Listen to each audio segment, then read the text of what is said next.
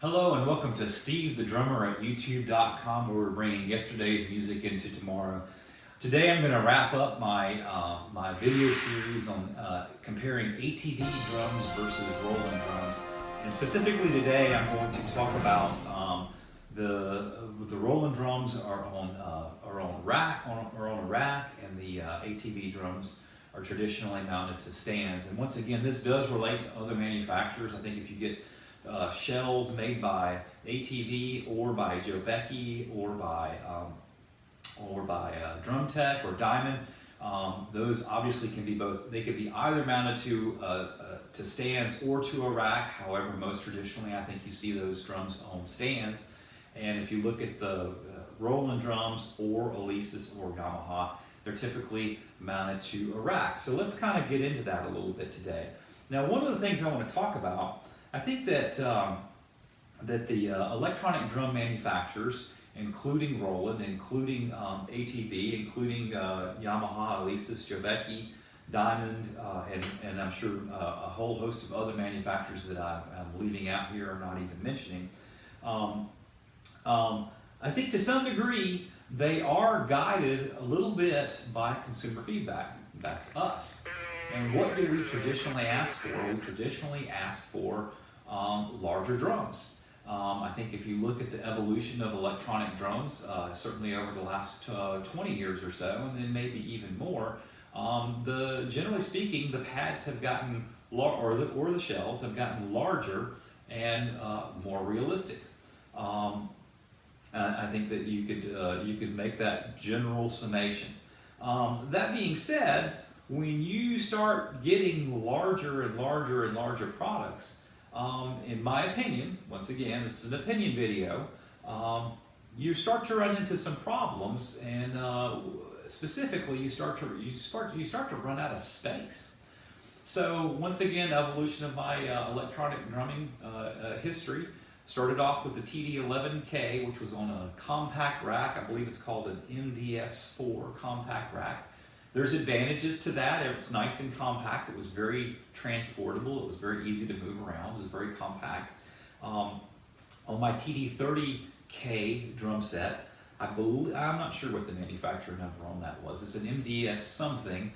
But that particular rack was great for the TD30K drum set, for a 12-inch snare pad, for 10-inch pads for toms, and for a 10-inch pad as a floor tom. And that, if you notice, back in the day on the Roland flagship model, the TD30, it was either 2 up and 1 down, or 2 up and 2 down, depending on whether you got the K or the KV. Now, when they went to the TD50 with an 18-inch ride cymbal, if you notice, they went from 2 up and 1 down, or 2 up and 2 down, to 1 up and 2 down. Well, why would that be? Well, some people think, well, that's just more in line with what drummers are using today. But actually, they're running out of space here. If you look at, and I've got a TD30K drum set that's been modified with an 18-inch ride cymbal and a 14-inch snare drum.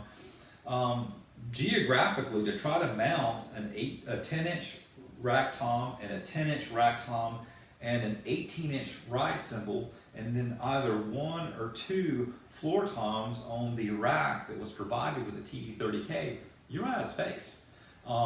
You quite literally run out of space. And I've actually got my TD30K drum set up again at my practice space, and I don't use the 18-inch ride cymbal on that kit. I just use the 15-inch ride cymbal because it fits better. Now, I don't know if you get there's the MDS25 rack is the new and improved rack that they have with the TD50K drum set that they sell. I don't know if you'd run into the same issues or not, but I suspect that the fact that they're advertising that drum set as 1 up and 2 down is because this guy right here takes up a lot of space. So, when it comes to using the rack versus the stands, on the ATV drum set and others that I mentioned that are shells, typically you see them with stands. And when you see them with stands, I believe that that gives you the flexibility to kind of spread things out a little bit versus on the rack, you've got kind of a set amount of geography to work with. So there's that. So the next issue to talk about when you're comparing stands versus racks is cable management.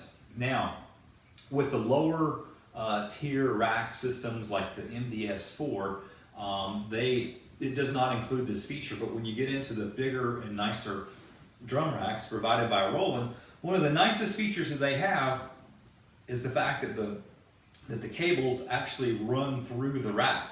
And so you've got an input area from your module right here on this side of the rack generally, where the cables run in, and then in this corner right here, a few cables feed out that would go to your crash cymbal and one of your toms and your snare drum and your bass drum, and then more cables continue across and they come out over here where you would have maybe another rack tom and a couple of floor toms and two cables for a ride cymbal and maybe some aux cables, and then more cables come out over here for additional accessories over here. So when you utilize the rack system, one of the biggest advantages that you gain, honestly, is built-in cable management, which is important.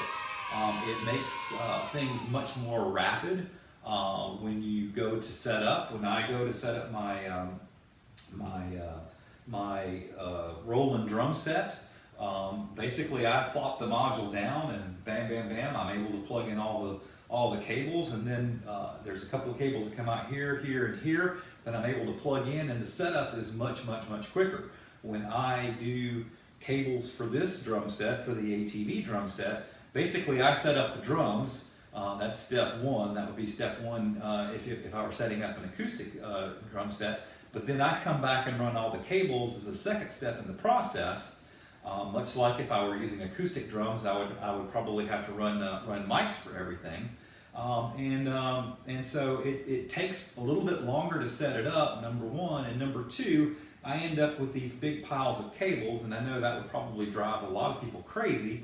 To some degree it bothers me too, and I haven't really figured out a very good system for cable management that keeps everything nice and organized. So I'm going to give the advantage to the rack system when it comes to that particular aspect, when it comes to cable management.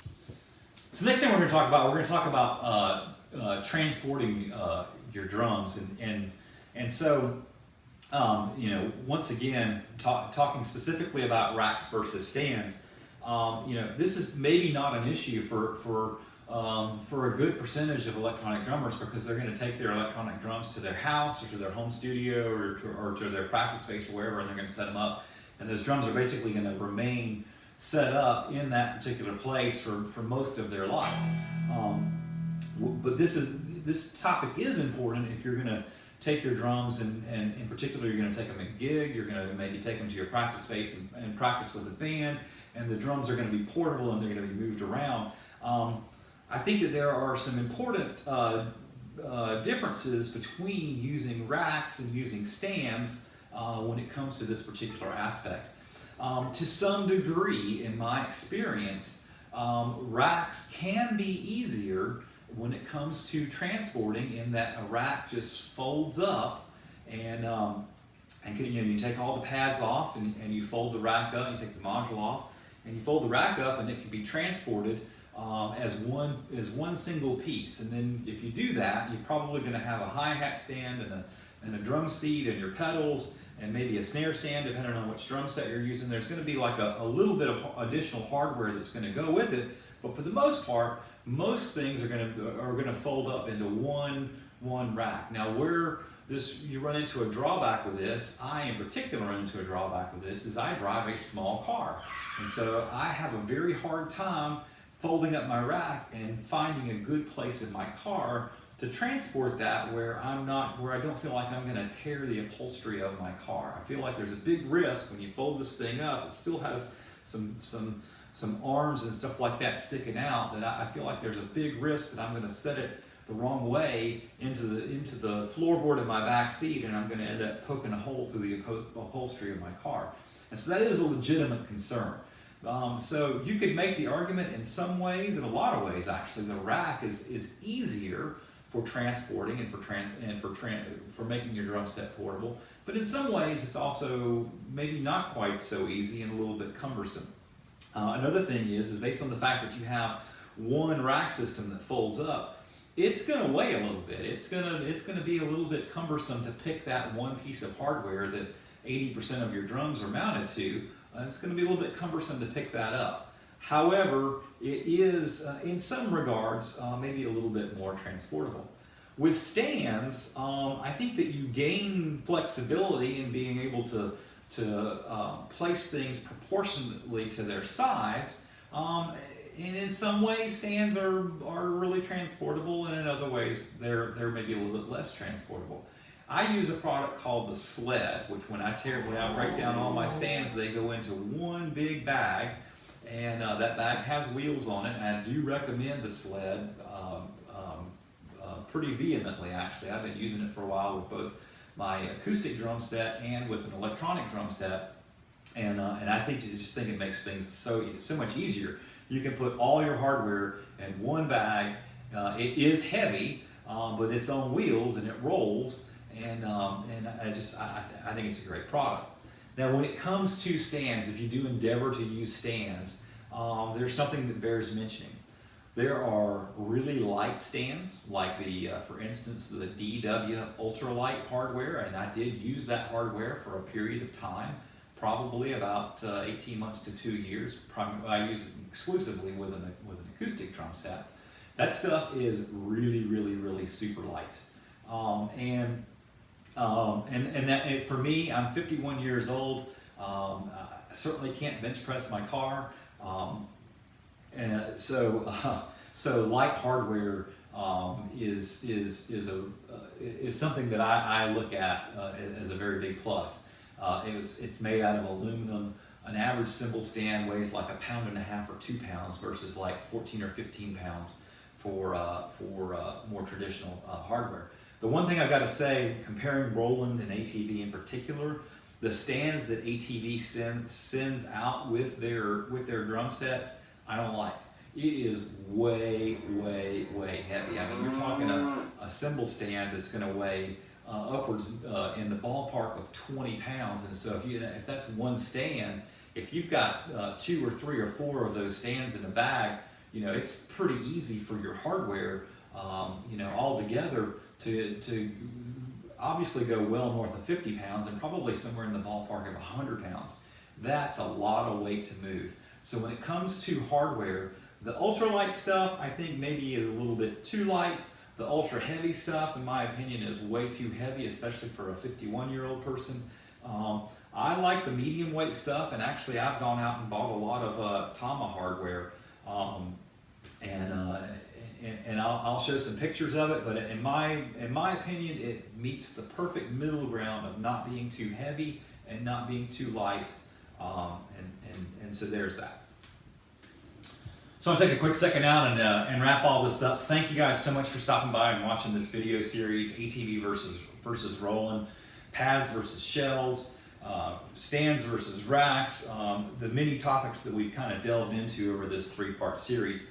I would really appreciate your feedback. If this is something I want to know what electronic drums you use, what's your preferences when it comes to brands, to shells versus pads, to stands versus racks, to these cymbals versus those cymbals.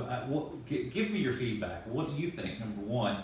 Number two, if you like the video, please press the like video, share, subscribe. And I look forward to making more videos in the future and hopefully interacting more in the future. Just to kind of wrap things up here, obviously this was an opinion video. This is my opinion.